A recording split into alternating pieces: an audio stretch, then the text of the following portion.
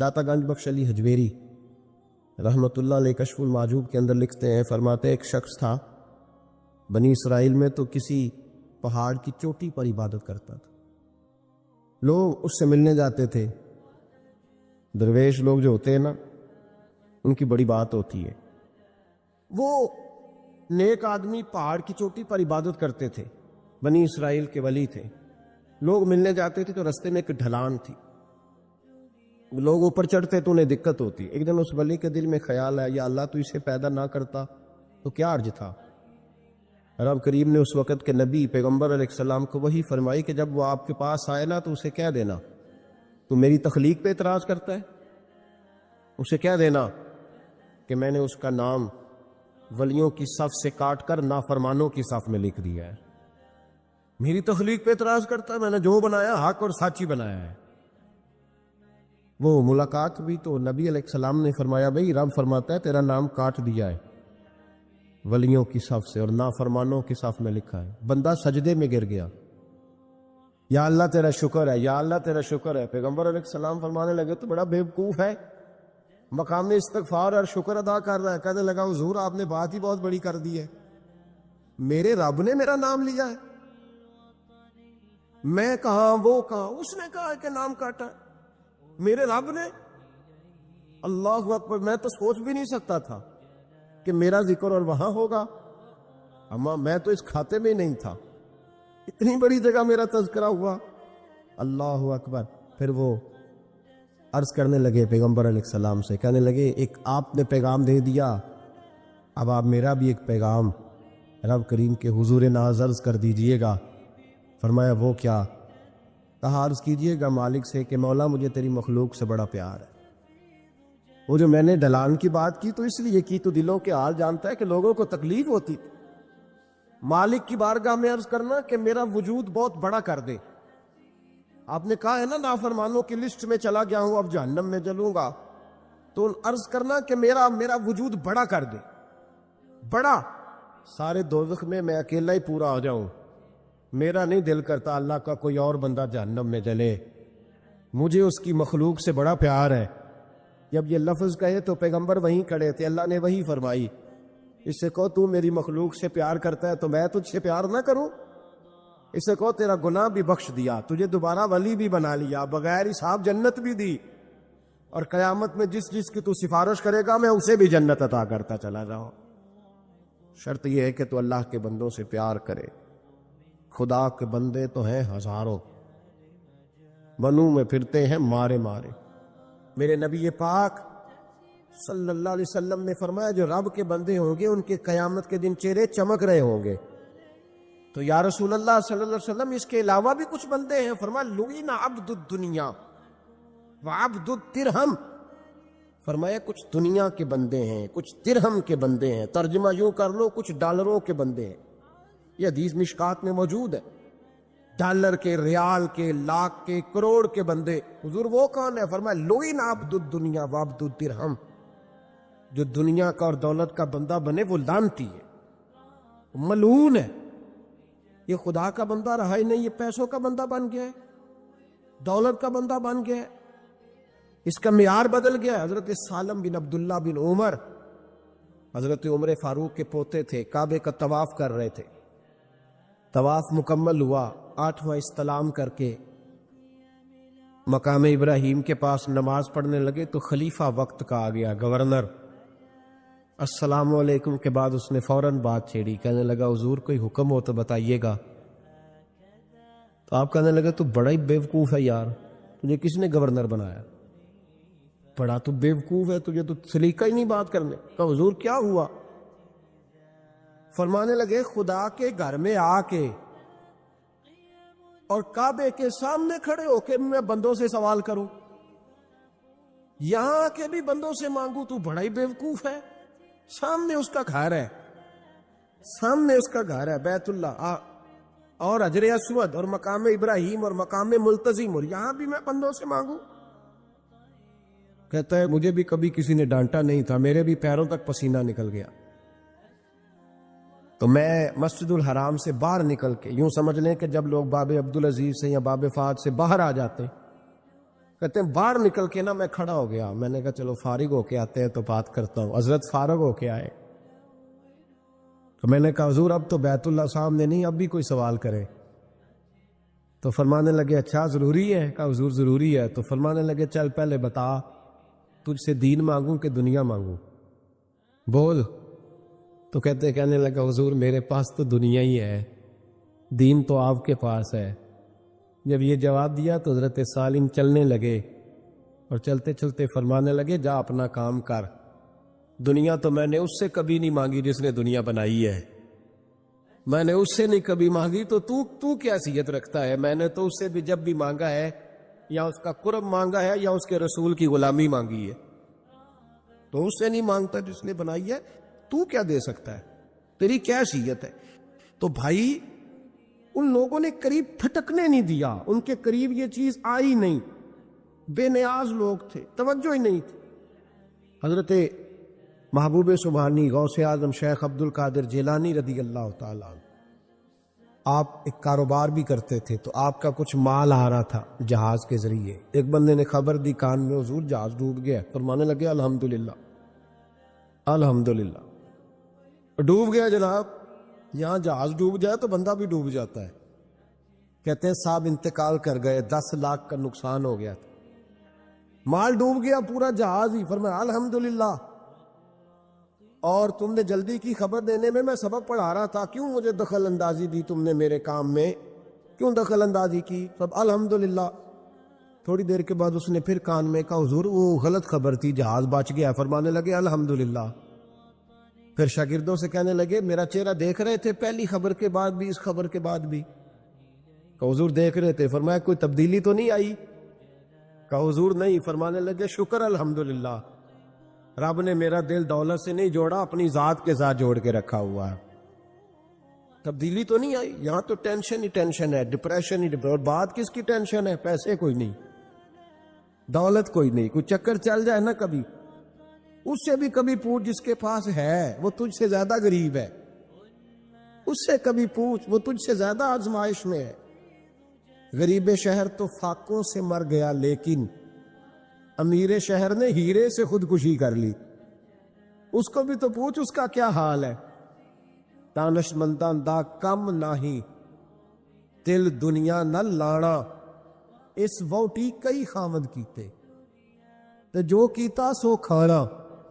یہ تو کام ہے اس کا، بڑے آئے بڑے چلے گئے، بڑے آئے بڑے نکل گئے، توجہ ہی نہیں، مزاج ہی نہیں۔ حضرت مولا علی شیر خدا، علی المرتضی، امام الاولیاء، صاحب صدق و صفا، داماد مصطفیٰ صلی اللہ علیہ وسلم، اسد اللہ، حضرت علی شیر خدا رضی اللہ تعالیٰ عنہ کوفے کے چوک میں کھڑے تھے، تو کہہ رہے تھے یار میری نہ طامت پرانی ہو گئی ہے، یہ میں نے زرہ بیچنی ہے، کوئی بندہ مجھ سے خرید لو تاکہ میں نئی طامت لے لوں۔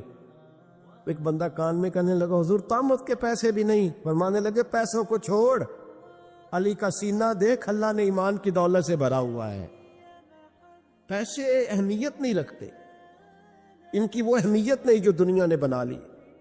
فرمایا ضرورت نہیں تھی، اب ذرا احساس ہوا ہے کہ زیادہ ہی پھٹ گیا ہے، پردہ نہیں صحیح طرح پورا کرتا، تو میں نے کہا چلو زرہ بیچ کے نیا لے لے۔ ضرورت نہیں، مزاج نہیں، طبیعت نہیں، انہوں نے ماحول نہیں بنایا۔ ہمارے تو حد ہو گئی، اتنا بری حالت ہے کہ ناقابل برداشت۔ حضرت عمر فاروق رضی اللہ تعالیٰ عنہ صحابہ نے مسجد نبوی میں بیٹھ کے میٹنگ کی۔ عمر کی تنخواہ بڑی تھوڑی ہے مال غنیمت میں سے، اب تو عمر کے پوتے بھی ہیں، نواسے بھی ہیں، رشتہ داریاں بھی ہیں، تعلق بڑھ گئے ہیں، اور عمر فاروق بوڑھے بھی ہو گئے۔ میٹنگ ہو رہی مسجد میں، اس طرح کریں کہ عمر کا کچھ تھوڑا سا نا مشاعرہ، کچھ تنخواہ، کچھ خدمت، کچھ وظیفہ بڑھا دیں۔ بات طے ہو گئی، جب مکمل ہو گئی تو کہنے لگے یہ بتاؤ شعر سے بات کس نے کرنی ہے؟ ادھر جائے گا کون؟ پہلے اس کا نام تو بتاؤ، وہاں جائے گا کون؟ تو انہوں نے کہا یہ تو ہم نے سوچا ہی نہیں، بات تو بڑی تگڑی ہے، عمر سے کون بات کرے گا؟ یہاں جتنا مرضی تگڑا پیر ہو، آپ نذرانہ لے کے جائے، مسئلہ ہی کوئی نہیں۔ ابھی کسی کو کہنا پڑا ہے تو کہتے ہیں جناب کون بات کرے گا؟ تو ایک صحابی کہنے لگے کہ حضرت عمر رضی اللہ تعالیٰ عنہ کی جو صاحبزادی ہے نا حضرت حفصہ رضی اللہ تعالیٰ، وہ ام المومنین بھی ہیں، حضور علیہ السلام کی زوجہ ہے، مومنوں کی ماں ہے، ان سے کہتے ہیں، اور ان کے والد بھی ہیں۔ تو حضرت حفصہ سے کہا تو جناب حفصہ چل کے گئیں حضرت عمر کے پاس، جا کے کہا ابا جی ایک بات کرنی تھی۔ انہوں نے کہا بیٹے کرو، تو ان کو بھی پتا تھا نا جاہو جلال کا۔ کہنے لگے ابا جی مسجد نبوی میں صحابہ کی میٹنگ ہوئی ہے، ایک ہی محلے میں ایک ہی شہر میں لوگ رہتے ہیں تو ایک دوسروں کی خرچوں کا ضروریات کا پتہ ہے۔ کہتی ہے میں نے پس منظر سارا کر کے بات کی، میں نے کہا سب کو پتہ ہے کہ آپ کے خرچے بڑے بڑھ گئے ہیں، تو مجھے نا انہوں نے حضور کی زوجہ سمجھ کے، قابل احترام سمجھ کے میری ذمہ لگایا ہے کہ تھوڑے سے پیسے آپ کے بڑھانے ہیں۔ تو حضرت عمر فاروق رضی اللہ تعالیٰ عنہ کی صاحبزادی کہتے ہیں عمر کو اتنا جلال آیا کہ اٹھ کے کھڑے ہو گئے، کہنے لگے حفصہ ان لوگوں کے نام بتا، میں انہیں دروں سے ماروں گا اور اس طرح ماروں گا کہ ان کی کمر پہ نشان پڑے، ان کی کمروں پہ نشان پڑے، اس انداز میں درے ماروں گا کہ مجھے زخم نظر آئے۔ کہا ابا جی اتنا جلال کس بات کا، سادی سی بات ہے۔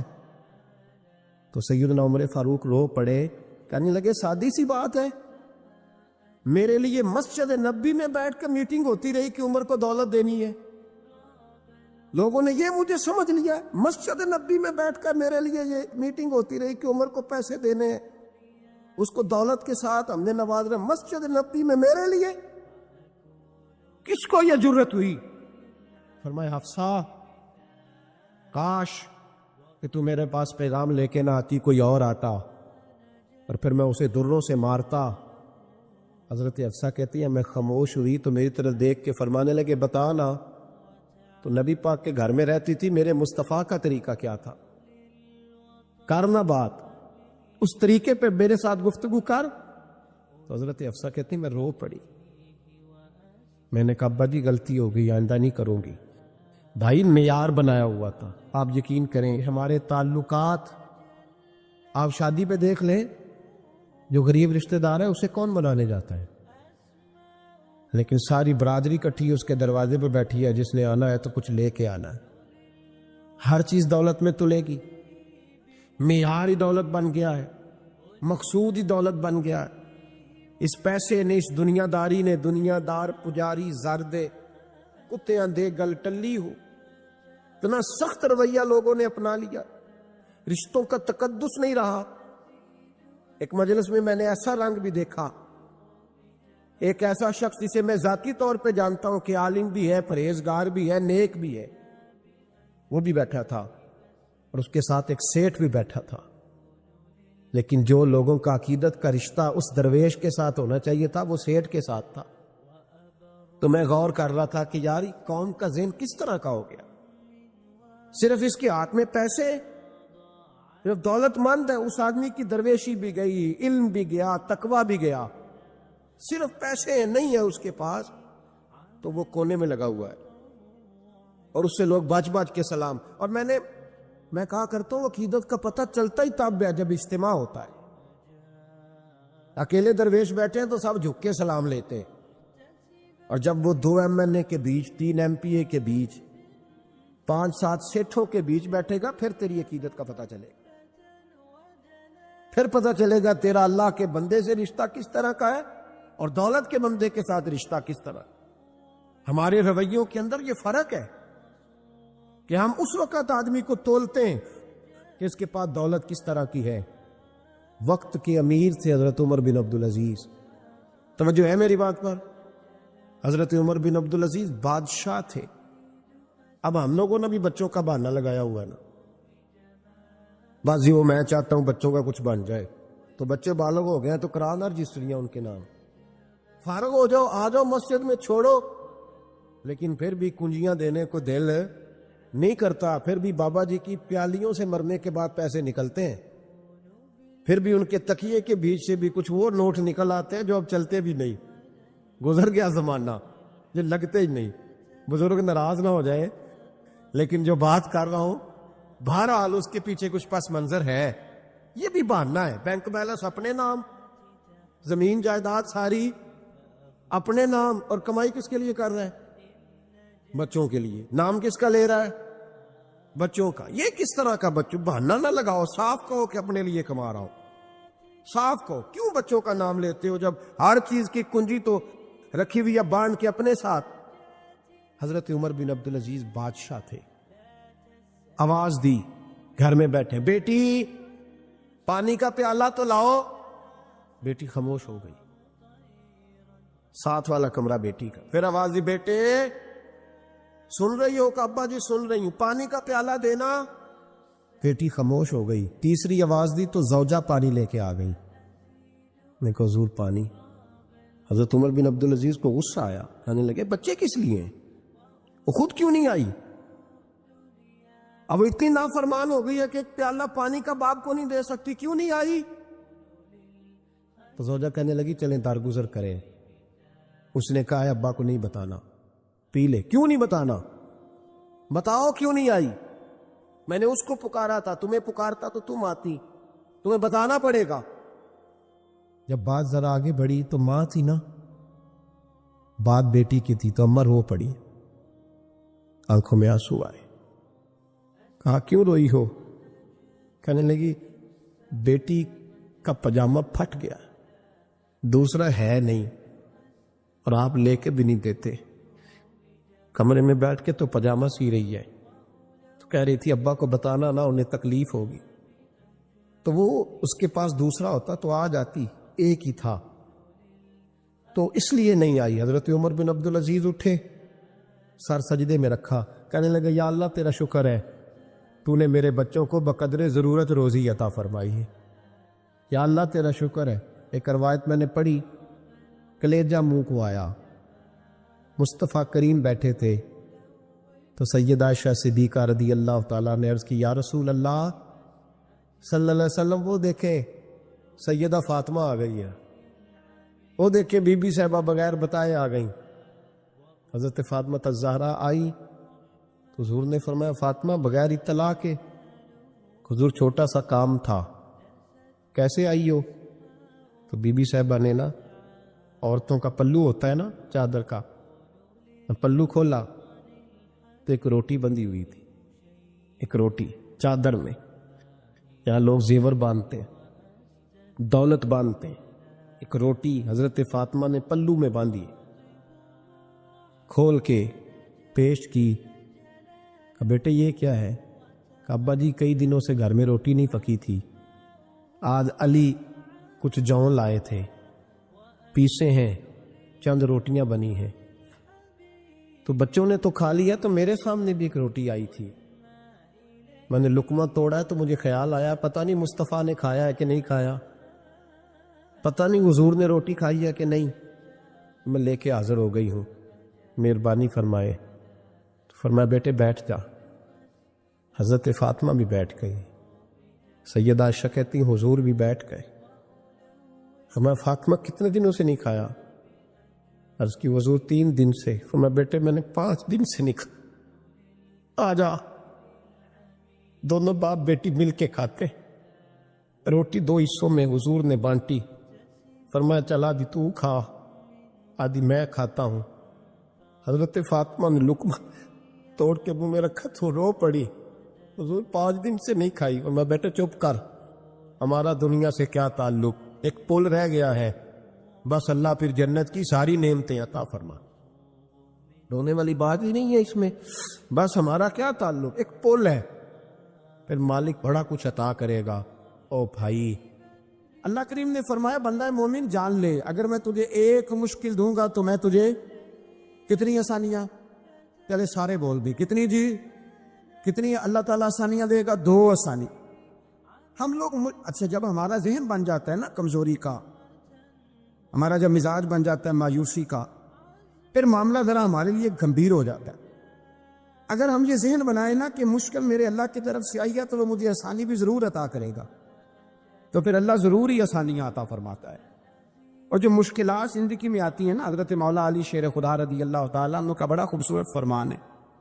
حضرت علی فرماتے ہیں جب تجھے مشکل آتی ہے تو وہ تجھے رب کا پتہ بتانے آتی ہے، وہ تجھے اللہ کا پتہ بتاتی ہے، اس لیے کہ جب تو سارے اسباب کر لیتا ہے، جو ضرورت ہوتی ہے پوری کرتا ہے، تندرست ہو کے وہ کام کرتا ہے، پھر بھی کام نہیں ہوتا، تو اس کا مطلب ہے کرنے والا تو نہیں، کرنے والا کوئی اور ہے جو کام کرنے والا، کوئی اور ہے۔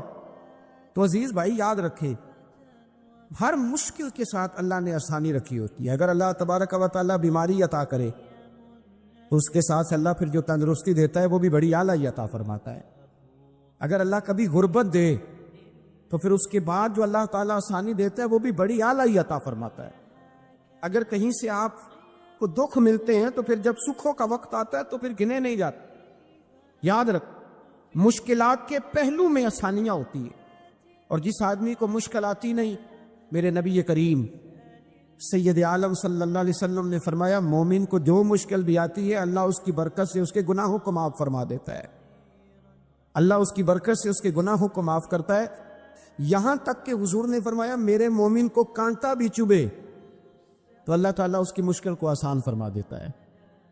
دو بزرگ بیٹھے تھے، ایک حضرت احمد رحمت اللہ علیہ اور ایک حضرت شرف الدین منیری رحمت اللہ علیہ۔ تو حضرت شرف الدین منیری کہنے لگے کہ دوست اصل میں وہ ہوتا ہے جو دوست کی طرف سے آنے والی تکلیف پر صبر کرے، جو اللہ کی طرف سے آنے والی تکلیف پہ صبر کرے وہ اللہ کا محبوب ہوتا ہے۔ تو حضرت احمد ہی فرمانے لگے نہیں، مجھے تیری بات کی سمجھ کوئی نہیں آئی ہے، صبر کرے وہ اللہ کا دوست ہے، مصیبت پہ صبر کرے۔ تو کہا جناب پھر اگر نہیں سمجھ آئی تو آپ بتا دیں اللہ کا دوست کون ہے؟ تو آپ فرمانے لگے جو محبوب کی طرف سے آنے والی مصیبت کو اس کا تحفہ سمجھ کے قبول کرے وہ اصل دوست ہوتا ہے، اس کا تحفہ سمجھ کے قبول کرے، اپنے رب کا تحفہ سمجھے، مالک کا تحفہ سمجھے کہ اس نے مجھے تحفہ دیا ہے، مجھے کسی مشکل میں ڈالا ہے۔ تو رب کریم بلا مثال و بلا تشبیہ سمجھانے کے لیے اللہ جب کسی کو مشکل میں ڈالتا ہے، کافروں کو تو اس نے موجیں کرائی ہوئی ہے، بڑی بڑی سہولتیں دی ہوئی ہے، مشکل میں ڈب بھی ڈالتا ہے، اپنے نیک بندوں کو ہی ڈالتا ہے۔ نمرود اور فرعون کے پیروں میں کانٹا بھی نہیں چبھتا، ان کو تکلیف نہیں آتی۔ تکلیف کسے آتی تھی؟ اللہ کے نیک بندوں کو تکلیف آتی تھی۔ حضرت رابعہ بصریہ جب تک زندہ رہی تب تک بیمار رہی، جس دن طبیعت ٹھیک ہوتی تو کہتی اے اللہ تو کہیں مجھ سے ناراض تو نہیں ہو گیا، تو کہیں ناراض تو نہیں مولا جب تو مجھے تکلیف دیتا ہے تو میں رو کے تیری عبادت کرتی، جب مجھے دکھ ہوتے ہیں تو میں سجدے میں تڑپتی، اور خدا بندہ اب تو میں سکھی ہوں، موج میں ہوں، مجھے رونا ہی نہیں آ رہا، تو خدا بندہ تو کہیں ناراض تو نہیں ہو گیا مجھ سے؟ دکھ تو اچھے ہوتے ہیں، دکھ تو پیارے ہوتے ہیں، اور دکھوں کے بعد جو اللہ آسانی دیتا ہے اس آسانی کا پھر کیا ہی کہنا۔ اس حضرت ایوب علی نبینا علیہ الصلوۃ والسلام بیمار رہے، 60 سال اللہ نے تندرستی دی۔ کتنے سال بولے؟ 60 سال، غور کرنا بات پر، 60 سال علیل رہے، پھر بیمار ہو گئے، 18 سال ہو گئے بیمار ہوئے۔ زوجہ کہنے لگی دعا کر لیں آپ کو اللہ صحت دے دے۔ ہمیں اگر کوئی بندہ پوچھ لینا کہ بھائی کبھی کوئی خاص بات تو سناؤ، تو ہم جو ساری زندگی سکھ کے ساتھ سوئے ہوتے ہیں وہ بات نہیں سناتے، وہ جو ایک رات درد سے نیند نہیں آتی اس رات کا قصہ سناتے ہیں، کہتے ہیں وہ میرے الٹے دانت میں درد تھا تو میں ساری رات سو نہیں سکا۔ او بھائی جو ساری زندگی سویا ہے اس کا تو ذکر نہیں کر رہا، اور ایک رات جو تجھے نیند نہیں آ رہی، کسی سے پوچھا جائے، ڈاکٹر کہتے ہیں 360 ہڈیاں ہوتی ہیں وجود میں، کسی سے پوچھا جائے نا تیرا کیا حال ہے تو 359 ہڈیوں کا ذکر نہیں کرتا، جس گھٹنے میں درد ہے اس کا ذکر کرتا ہے، کہتے ہیں یہ گھٹنے میں بڑی درد ہے۔ او بھائی باقی 359 ٹھیک ہے نا، ان کی بھی تو کوئی بات سنانا۔ حضرت رابعہ بصریہ رحمت اللہ علیہ کے پڑوس میں ایک نوجوان رہتا تھا، آپ کے پڑوس میں، تو وہ جب جو محلے میں بچے رہتے ہیں نا گاؤں میں، ان کا پتہ ہوتا ہے، پڑوسی تھا، تو 34-35 سال نوجوان کی عمر ہو گئی، کبھی بیمار نہیں ہوا۔ ایک دن اس کی طبیعت علیل ہوئی، سر میں درد ہوا تو اس نے پٹی باندھ لی سرخ رنگ کی، باہر نکل کے آیا، حضرت رابعہ بصریہ علیہ رحمہ نے دیکھا تو فرمانے لگے بیٹے خیر ہے؟ لگا جی اماں جی سر میں بڑی درد ہے۔ آپ فرمانے لگے کتنی عمر ہو گئی؟ کہنے لگا 34-35 سال. فرمانے لگی پہلے تو کبھی درد نہیں نہ ہوئی؟ کہا نہیں اماں جی آج ہی ہوئی ہے. تو آپ فرمانے لگے 34 سال اللہ نے صحت دی ہے, تو نے شکر کی ایک پٹی بھی نہیں باندھی, اور آج درد ہوئی ہے تو شکوے کی پٹی تو نے فوراً ہی باندھ لی ہے. کچھ شکر کی پٹی بھی باندھنی تھی. حضرت ایوب 18 سال بیمار رہے. زوجہ کہنے لگی دعا کر لو, تو آپ فرمانے لگے بی بی سے کہ صحت کتنی دیر رہی؟ اس نے کہا 60 سال. تو آپ فرمانے لگے ذرا بیماری کو بھی 60 سال گزر لینے دو, پھر دعا بھی کر لیں گے. یہ دعا کی, اللہ یہ لفظ کہے, اللہ نے صحت دے دی, تندرستی آ گئی. ایک دن گھر میں بیٹھے بیٹھے زوجہ کہنے لگی کہ ایوب یہ بتاؤ دکھ اچھے کہ سکھ؟ آپ فرمانے لگے سارے دن ہی اللہ کے ہیں, پر دکھ بڑے اچھے تھے. مجھ سے پوچھو تو دکھ بڑے اچھے تھے. کہا کس طرح؟ تو حضرت ایوب فرمانے لگے جب میں بیمار تھا تو 24 گھنٹے میں ایک دفعہ میرا رب میرا حال پوچھا کرتا تھا. ایک دفعہ میرا اللہ پوچھتا تھا ایوب تیرا حال کیا ہے؟ فرماتے ہیں 12 گھنٹے تو لذت ہی رہتی تھی کہ میرے رب نے میرا حال پوچھ لیا, اور اگلے 12 گھنٹے میں انتظار کرتا تھا مالک حال دوبارہ کب پوچھے گا. فرمانے لگے اب صحت تو ہو گئی ہے, پر اب میرا رب میرا حال تو نہیں نہ پوچھتا. بھائی مشکلات جو ہوتی ہیں وہ تو تجھے سجا دیتی ہیں, سنوار دیتی ہیں. تجھے یاد آتا ہے کوئی اپنا, جب تجھے درد ہوتی ہے نا, تکلیف ہوتی ہے, پھر تیرا دل کرتا ہے کوئی کندھا ملے جہاں میں سر رکھ کے رہوں. پھر اسی لیے تو کسی درویش سے کسی نے پوچھا تھا اپنا کون ہوتا ہے؟ تو کہا جو تجھے دکھ کے وقت یاد آئے وہ تیرا اپنا ہے. جو تجھے عین آزمائش کے وقت یاد آئے اور تجھے اس کا نمبر فوراً تیرے موبائل پہ چلنے لگے, وہ تیرا اپنا سجن ہے جس کو تو دکھ کے وقت یاد کرے. تو بھائی مشکلات کے بعد جو اللہ آسانی دیتا ہے, حضرت ابراہیم کو آگ میں بھی پھینکا گیا, حضرت ابراہیم علیہ السلام کو ستایا بھی گیا, نکالا بھی گیا, لیکن جب ان مشکلات سے گزرے تو میرا رب فرماتا ہے وَإِذِ ابْتَلَىٰ إِبْرَاهِيمَ رَبُّهُ بِكَلِمَاتٍ فَأَتَمَّهُنَّ قَالَ إِنِّي جَاعِلُكَ لِلنَّاسِ إِمَامًا. کہا جب ابراہیم پورے اترے تو پھر ہم نے انہیں امام بنا دیا. یا اللہ کس طرح کی امامت دی؟ فرمایا میں نے اتنی اعلیٰ شان عطا کی ہے کہ اپنے لاڈلے رسول کو جناب ابراہیم کی نسل میں پیدا فرما دیا ہے. میں نے مصطفیٰ کو ان کی نسل میں پیدا کر دیا, قیامت تک کے لیے ان کا وقار بڑھا دیا. اللہم صلی علی محمد وعلی آل محمد کما صلیت علی ابراہیم وعلی آل ابراہیم. ان کی عظمت بڑھا دی, اس لیے کہ جب وہ آزمائش سے گزر کر کے آئے پھر جو آسانی دی. میرے نبی پاک صلی اللہ علیہ وسلم نے دین ابراہیمی کی بہت ساری چیزوں کو رکھا. کہا میں ملت ابراہیمی پہ ہوں. جب کوئی مشکلات کو عبور کر کے آتا ہے, جب کوئی تکلیفیں سہ کر کے آتا ہے, اس کے لیے جو اجر ہوتا ہے, اس کے لیے جو پھر اللہ کتنی ذرا بڑی توجہ کیجئے گا.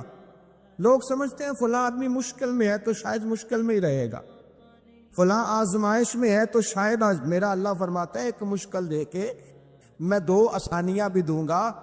تم مشکل دیکھ رہے ہو, مشکل نہ دیکھو, وہ جو اس کو بعد میں آسانی آنے والی ہے, اور ڈبل جو میں اس پر نعمت کرنے والا ہوں اس کو دیکھو. حضرت یوسف کو بھائیوں نے کنویں میں ڈال دیا تھا, اور جب کنویں سے نکلے تو مصر کے بازاروں میں بکے, اور پھر زلیخا نے الزام لگایا تو حالات بگڑ گئے. حضرت یوسف کو جیل جانا پڑا. اتنی کٹھن زندگی تھی, لیکن میرے مالک کو کچھ اور ہی منظور تھا.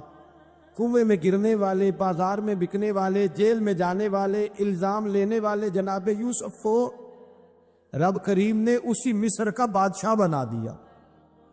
اللہ پاک نے اسی مصر کا حکمران بنا دیا. یاری تیری سونا ہے پر ازمیشاں تیریاں اگ, اے سونا پرکھیا جاوند آئی پہلو نال اگاں دے لگ. اس کے لیے تھوڑا سا جتن کرنا پڑتا, تھوڑے کٹھن حالات سے گزرنا پڑتا, تھوڑی آزمائشوں کا روپ دیکھنا پڑتا. ہم چاہتے ہیں کہ ہمیں چھیڑے کوئی نہ کوئی تکلیف نہ آئے, کوئی آزمائے. یہ ہو نہیں سکتا میرے بھائی. نامی کوئی بغیر مشقت نہیں ہوا. 100 بار جب عقیق کٹا تب جا کر نگی ہوا. ہم چاہتے ہیں کہ ہمیں کچھ بھی دقت نہ آئے، مشکلات نہ آئے، اور مشکلات تو انسان کو سنوارتی ہیں بھائی، وہ تو نکھارتی ہیں۔ کبھی پوچھا کرو جا کر کے کسی گندم کے دانے سے کہ تو کہاں کہاں سے ہو کے آیا ہے، کہاں کہاں سے نکل کے آیا ہے، تو وہ بتلائے گا کہ بڑے مشکل مراحل سے گزرا ہوں، اور پھر اللہ نے مجھے طاقت دی ہے کہ میں انسان کے وجود کا حصہ بنا۔ تو بھائی کٹھن مراحل، آزمائشیں، تکلیفیں، یہ انسان کو بڑا انسان بنا دیتی، یہ اس کے لیے ترقیوں کا پیش خیمہ ہوتی۔ ہمارے جوان پریشان ہو جاتے ہیں، عورتیں خاص کر کے اس بات پہ توجہ کرے، وہ بڑی جلدی غم لے جاتی ہیں، وہ کہتی ہیں جانے میرا کچھ ہوگا ہی نہیں، جانے میرا کچھ ہو ہی نہیں سکتا۔ میرے بھائی درجنوں اور بیسیوں لوگ ایسے ہیں جن کی اولادیں نہیں تھی لیکن نام ان کا ان سے بھی زیادہ ہے جو بڑے بڑے صاحب اولاد۔ حضرت عبداللہ مزنی حضور کے غلام تھے، قبیلہ مزن کے رہنے والے، والد فوت ہو گئے، چچا نے پالا تھا، اسلام قبول کر لیا۔ چچا اسلام کا بڑا دشمن ہے، حضور کا نام آئے تو جلال کرتا، حسد اور بغض میں جل جاتا، بڑی اسلام کے ساتھ دشمنی اور عناد رکھتا ہے۔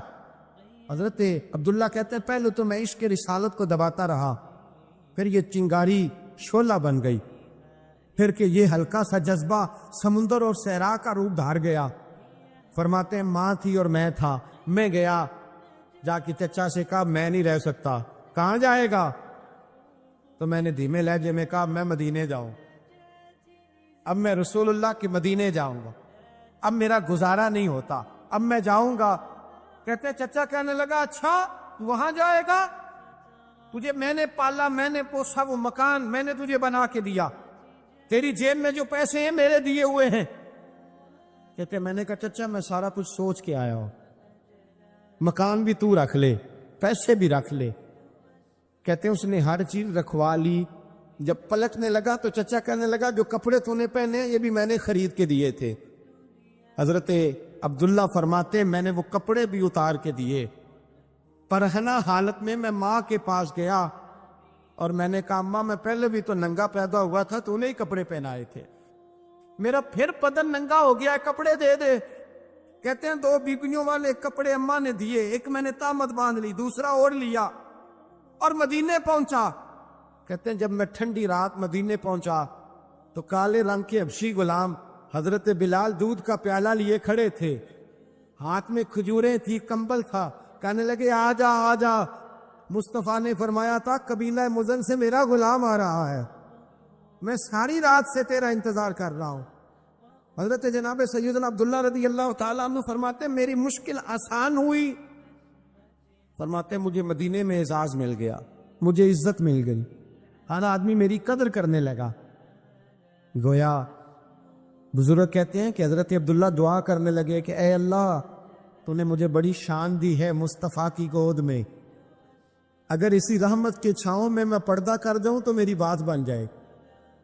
حضرت عبداللہ کا وصال بھی رسول اللہ کی گود میں ہی ہو گیا، گود میں نہ کوئی رشتہ دار، نہ کوئی تعلق دار، نہ کوئی ہمسایہ اپنا، نہ کوئی چچا، نہ کوئی ماموں، شہر میں تنہا، اسی کسے دے کچھ نہیں جے لگ دے تے نہ کوئی ساڈا دردی، تنہائی۔ جنازہ اٹھا تو اٹھانے والے کون؟ ابو بکر صدیق، فاروق اعظم، عثمان غنی، مولا علی، حسنین کریمین جنازے میں شامل۔ میرے رسول پاک صلی اللہ علیہ وسلم نے جنازہ پڑھایا، دیکھو مشکل کاٹی تھی تو آسانی کا رنگ دیکھو، آسانی کا انداز دیکھو۔ حضرت سیدنا ابو دردہ رضی اللہ تعالیٰ عنہ ارشاد فرماتے ہیں مدینے میں رواج تھا کہ جب قبر میں اتارنے لگتے تھے تو قریبی رشتہ دار اتارا کرتے تھے، اور عبداللہ کا تو رشتہ دار ہی کوئی نہیں تھا مدینے میں، کون اتارے؟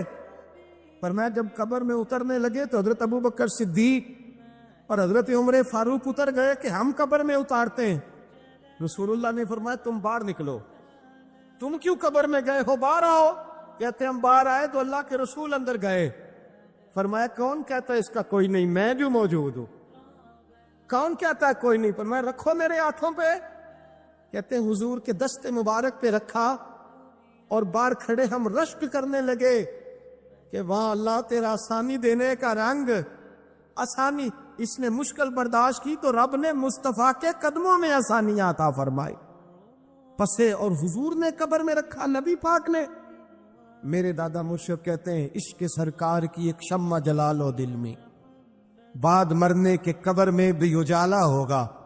اور میرے اعلیٰ حضرت فرماتے ہیں لحد میں عشق رخ شاہ کا داغ لے کے چلے، لحد میں عشق رخ شاہ کا داغ لے کے چلے، اندھیری رات سنی تھی چراغ لے کے چلے۔ اور بیدم شاہ بارسی تو حد کر گئے، کہنے لگے پسے مردن، بعد مرنے کے پسے مردن فرشتوں نے جو تلاشی لی تو کیا نکلا؟ فقط ایک دل کے گوشے سے خیال مصطفیٰ نکلا، فقط ایک دل کے گوشے سے خیال۔ اور کامل پیرو نہ دے باہو قبر جنا دی جیوے۔ میرے بھائی، نبی پاک صلی اللہ علیہ وسلم کے ساتھ وفا کی تنگی دیکھ کر دقت ساتھ دیا، مکہ مخالفت کرتا تو جناب فاطمہ حضور کا خیال رکھتی، فاطمہ بنت اسد، بڑا پیار کیا، بڑی محبت کی مولا علی کی والدہ نے، ہر دکھ ہر تکلیف کاٹی، لیکن رسول کائنات صلی اللہ تعالی علیہ وسلم کا ساتھ نہ چھوڑا۔